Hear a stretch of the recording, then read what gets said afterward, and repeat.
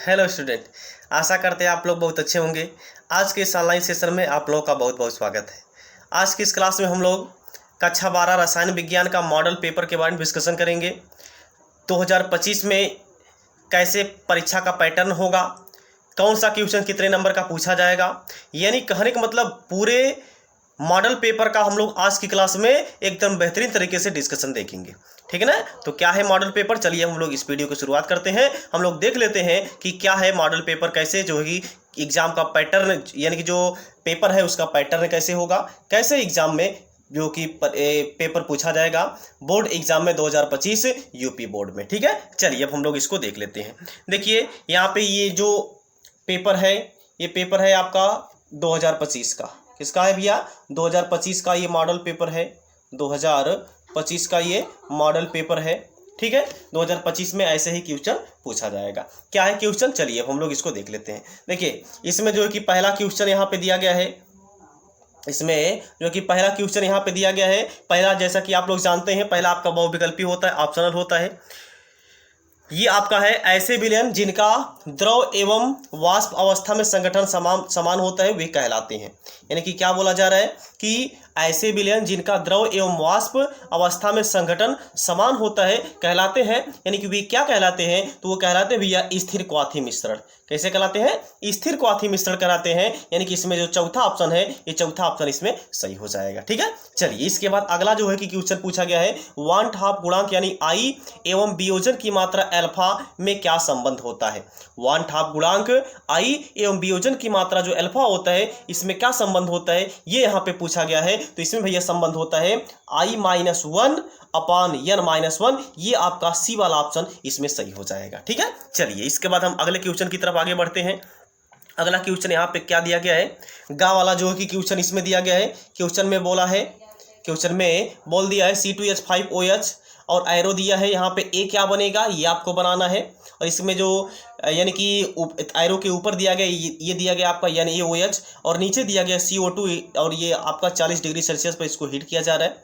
ए आपका बनेगा। इसके बाद ए की अभिक्रिया जो भी आपका प्रोडक्ट ए बनेगा उसका आपको H2O से अभिक्रिया करवा देना है तो बी बनेगा। फिर उसकी AC2O से अभिक्रिया करवा देनी है तो सी क्या बनेगा, यही यहाँ पे पूछा है। तो गा वाला जो है कि गा वाले में जो आपका ऑप्शन सही हो जाएगा ये हो जाएगा आपका एस्प्रिन हो जाएगा। यानी कि इसमें आपका डी वाला ऑप्शन जो है कि भैया सही हो जाएगा। ठीक है, चलिए इसके बाद अगले क्वेश्चन की तरफ आगे बढ़ते हैं। अगला क्वेश्चन जो है कि पूछा गया है, इसमें घा वाला जो है कि निम्नलिखित में से कौन सा निम्नलिखित में से एक अभिविन्यास के लिए चुंबकीय आघूर्ण का मान इतना है, सही विकल्प है। ये भैया चुंबकीय आघूर्ण जो है कि बहुत ही ज़्यादा इंपॉर्टेंट है।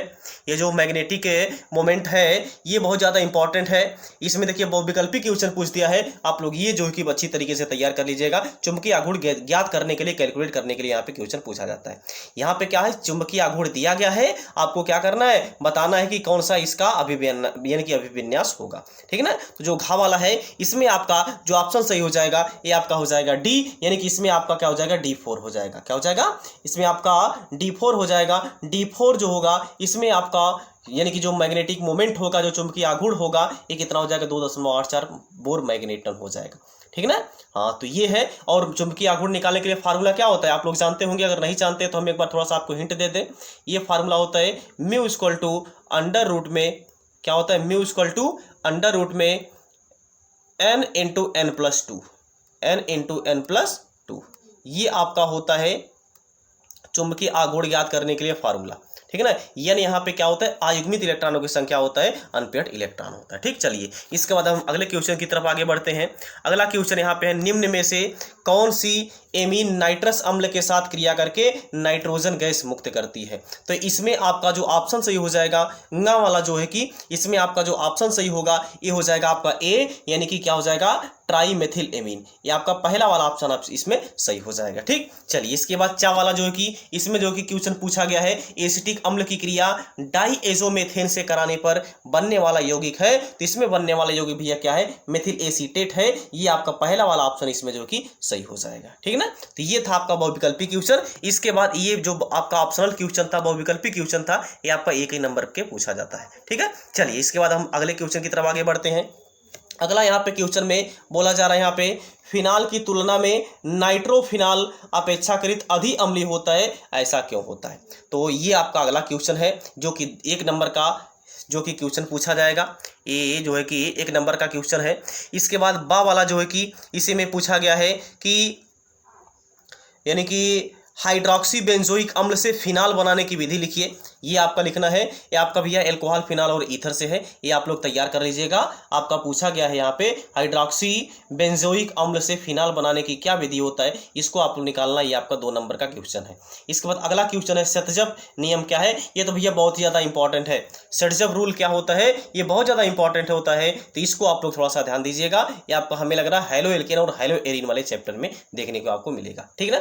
इसके बाद अगला क्वेश्चन यहाँ पे बा वाला यानी कि अगला क्वेश्चन यहाँ पे पूछा गया है डाई एथिल फिनाल के आईयूपीएसी नाम वाले यौगिक की संरचना दीजिए। यानी कि डाई एथिल फिनाल का आपको आईयूपीएसी नाम ये आपका दिया गया है, डाई एथिल फिनाल। इसका आपको क्या करना है, संरचना सूत्र लिखना है। इसका आपको क्या करना है, स्ट्रक्चर जो कि बनाना है, ठीक। चलिए इसके बाद हम लोग अगले क्वेश्चन की तरफ आगे बढ़ते हैं। तो अगला यहाँ पे जो क्वेश्चन पूछा गया है, ये क्वेश्चन क्या है, तीसरा वाला जो है कि 2 नंबर का क्वेश्चन है। इसमें आपको पूछा गया है निम्नलिखित अभिक्रिया में क्या बोला गया।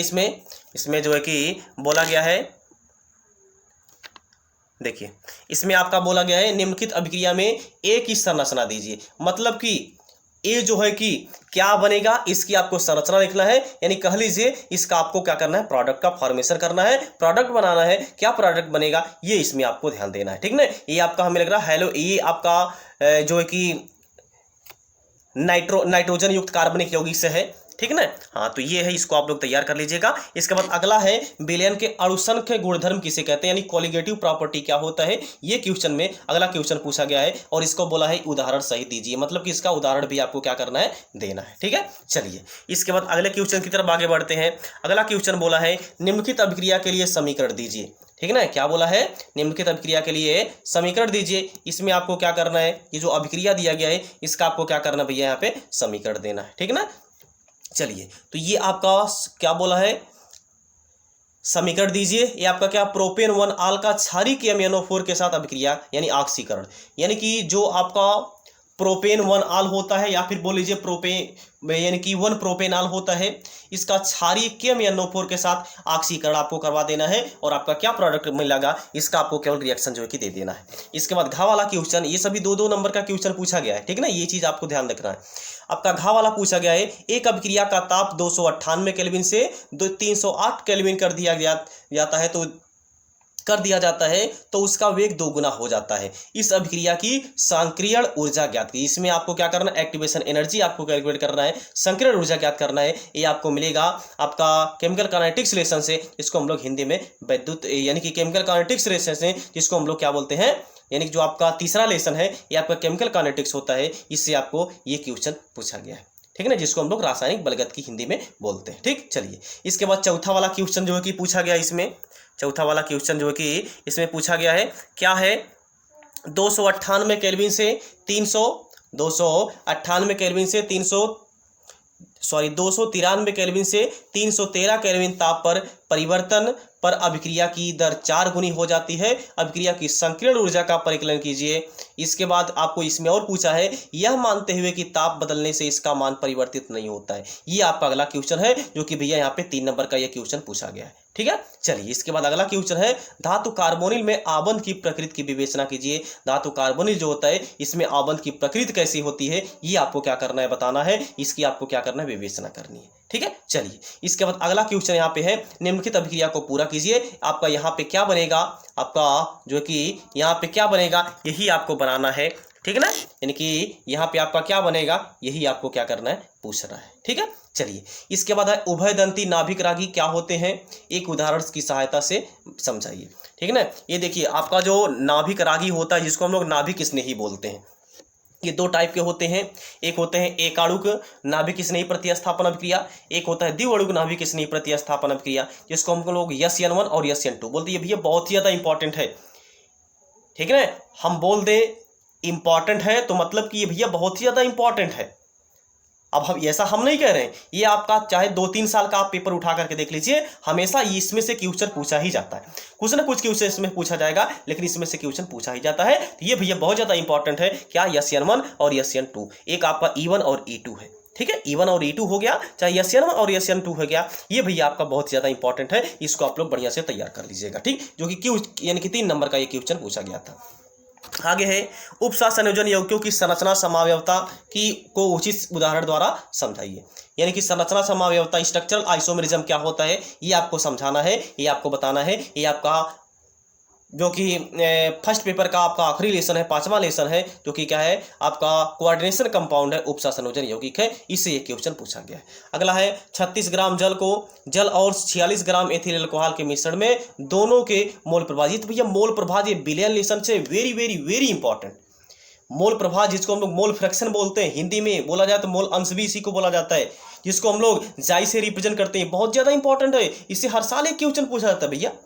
तो ये भी आपका बहुत ज़्यादा इंपॉर्टेंट है, इसको आप लोग बढ़िया से तैयार कर लीजिएगा। और अगर आप लोग नहीं तैयार कर रहे हैं, अगर आप लोग हमसे पढ़ना चाहते हैं तो भैया प्लेलिस्ट हमने बना दिया है, प्लेलिस्ट बनी हुई है, बिलियन लेसन में आप लोग चली जाइए, मोल फ्रैक्शन, मोल प्रभाव क्या होता है, मोलंस क्या होता है, ये सब हमने बेहतरीन तरीके से पढ़ाया है, आप लोग जाकर के वहाँ पे चेक कर लीजिए। और अगर आपको कोई भी डाउट हो आप कमेंट बॉक्स के माध्यम से पूछ सकते हैं, ठीक है। चलिए, इसके बाद अगला है न्यूक्लियोसाइड तथा न्यूक्लियोटाइड में अंतर क्या होता है, ये भी आप लोग को बता देना, ये भी भैया बहुत ज़्यादा इंपॉर्टेंट क्वेश्चन हो जाता है।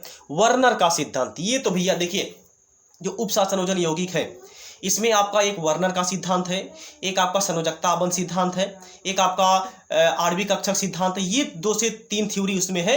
ये तीनों थ्योरी बहुत ज्यादा इंपॉर्टेंट है, इसमें से हर साल एक क्वेश्चन पूछा जाता है, ठीक है ना। चलिए, इसके बाद हम अगले क्वेश्चन की तरफ आगे बढ़ते हैं। चलिए, इसके बाद देखिए अगला क्वेश्चन यहाँ पे क्या पूछा जा रहा है, पूछ रहा है जो कि 5 नंबर का ये क्वेश्चन पूछा गया है। ये क्या है, बोल रहा है एक रासायनिक परिवर्तन में सभी ऊर्जायुक्त प्रभावी संघट्ट परिणाम नहीं देते हैं, एक उदाहरण की सहायता से समझाइए। ये आपका अगला क्वेश्चन हो गया, जो कि 5 नंबर का है। अथवा करके यहाँ पे दूसरा क्वेश्चन पूछ रहा है, एक द्रव यक्ष जिसका अणुसूत्र C6H12O2 है, अम्ल की उपस्थिति में जल द्वारा अपघटित करने पर एक कार्बोनिक अम्ल Y और एक एल्कोहल Z देता है। Z क्रोमिक अम्ल द्वारा ऑक्सीकृत करने पर Y देता है। X, Y तथा Z को पहचान कीजिए तथा संरचना भी लिखिए। इसकी संरचना करना है और इसके क्या करना है, पहचान करना है, ठीक। चलिए, इसके बाद अगला क्वेश्चन यहाँ पे बोला गया है कि निम्नलिखित परिवर्तन में ए को पहचानिए। मतलब ए यहाँ पे क्या है, जो कैटलिस्ट यहाँ पे दिया गया है ऊपर, जो कैटलिस्ट यहाँ पे ऊपर लिखा गया है, तो यही बोल रहा है इसमें ए क्या है, ये आपको क्या करना है, पहचानना है। इसके बाद अगला क्वेश्चन है निम्नलिखित में कैसे विभेद करेंगे फार्मिक और एस्टिक अम्ल। फार्मिक अम्ल और एस्टिक अम्ल को आप कैसे विभेद करेंगे, मतलब उसमें कैसे अंतर बताएंगे, ये आपको यहाँ पे आपको बता देना है। अथवा करके इसमें क्वेश्चन और पूछा है एनिलीन तथा नाइट्री, यानी कि एनिलीन का नाइट्रीकरण कैसे किया जाता है, केवल अभिक्रियाओं के द्वारा समझाइए, ठीक है ना। केवल अभिक्रियाओं के समीकरण दीजिए। क्या करना है, एनिलीन से नाइट्रीकरण कैसे किया जाता है, एनिलीन से नाइट्रीकरण कैसे किया जाता है, ये आपको इसमें समझाना है। इसके बाद ये आपका आ गया 5वें लेसन से, कोऑर्डिनेशन कंपाउंड लेसन से, कि का और ये खा, ये बोल रहा है कि अनुचुंबकीय है जबकि ये कैसा है, प्रतिचुंबकीय है, ऐसा क्यों, इसको आपको क्या करना बताना है। तो हम भैया यहाँ पे थोड़ा सा हिंट दे दें, इसमें ये अनुचुंबकीय है इसलिए क्योंकि यहाँ पे जो क्रोमियम होगा, क्रोमियम में कोई यानी कि आयुग्मित इलेक्ट्रॉन होंगे, जबकि इसमें कोई भी आयुग्मित इलेक्ट्रॉन नहीं होंगे, इसीलिए कैसा होगा, प्रतिचुंबकीय होगा, जबकि ये कैसा होगा, अनुचुंबकीय होगा। ये आप लोग देख लीजिएगा, हमने ये पूरी ये कोऑर्डिनेशन केमिस्ट्री कवर कर दी है, और हम फिर से इस यानी कि कोऑर्डिनेशन केमिस्ट्री को शुरू करेंगे एकदम बेसिक से। अगले क्लास में हम लोग इसी को डिस्कशन करेंगे, तो आप लोग वहां पे जाकर के देख लीजिएगा, ठीक है। चलिए, इसके बाद अगला क्वेश्चन यहाँ पे है स्पेक्ट्रमी यानी कि रासायनिक समीकरण श्रेणी क्या होता है, रासायनिक श्रेणी क्या होता है, दुर्बल क्षेत्र लिगेंड तथा प्रबल क्षेत्र लिगेंड में क्या अंतर होता है। यानी कि इलेक्ट्रोकेमिकल सीरीज स्पेक्ट्रमी रासायनिक श्रेणी क्या होता है, प्रबल क्षेत्र लिगेंड यानी कि स्ट्रॉन्ग फील्ड लिगेंड और वीक फील्ड लिगेंड क्या होता है, ये आपको क्या करना है, इसमें बता देना है। जो कि यहाँ पे क्या है 3+2 यानी 5 नंबर का एक क्वेश्चन जो कि पूछा गया है, ठीक है। चलिए, इसके बाद अगला है बोला है प्रत्येक के 2 उदाहरण देते हुए निम्नलिखित को समझाइए। समन्वय संख्या, लिगेंड उपसा संयोजन संख्या, उपसा संयोजन बहुलक, होमियो यानी कि होमोलिटिक तथा यानी कि हेट्रोलेप्टिक। ये सब आपको क्या करना है, बहुत ही छोटी छोटी परिभाषा है, इसको आपको देना है उदाहरण के साथ। अगला है यहाँ पे पहला क्वेश्चन पूछा गया खा वाला, जो है कि ये है अभिक्रिया 3A ये आपका टू बी में कन्वर्ट हो रहा है। में सी ए यानी कि में सी में ए के विलुप्त होने का वेग इतना है, तो बी और सी के संदर्भ में अभिक्रिया के वेग की गणना कीजिए। आपको अभिक्रिया के वेग की क्या करना है, गणना करना है। अभिक्रिया का वेग आपको बताना है। ये आपका रासायनिक बलगतिकी वाले रिलेशन से है। अगला क्वेश्चन है, एक प्रथम कोटि की अभिक्रिया का वेग स्थिरांक इतना है, अभिकारक की प्रारंभिक सांद्रता के 10 यानी कि 1/10 भाग बचने में कितना समय लगेगा। ये भी आपको हमने इस पर बहुत ज़्यादा न्यूमेरिकल करवाया है, बहुत ही इंपॉर्टेंट न्यूमेरिकल करवाया है। आप लोग प्लेलिस्ट में जाकर के चेक कर लीजिए, ठीक है। चलिए इसके बाद अगला क्वेश्चन यहाँ पे पूछा गया है कि समकार्बनिक यानी समकार्बन क्या है, समकार्बन युक्त कार्बोक्सिलिक अम्लों का गलनांक विषम कार्बन युक्त और से यानी कि कार्बन परमाणु युक्त अम्लों से क्या होता है, अधिक होता है। क्यों, ऐसा क्यों होता है, ये आपको क्या करना, समझाना है। इसके बाद आखिरी क्वेश्चन इसमें पूछा गया है, ये आपका बोला है समूह में, ये आपका समूह जो योगात्मक अभिक्रिया नहीं दर्शाता है, क्यों।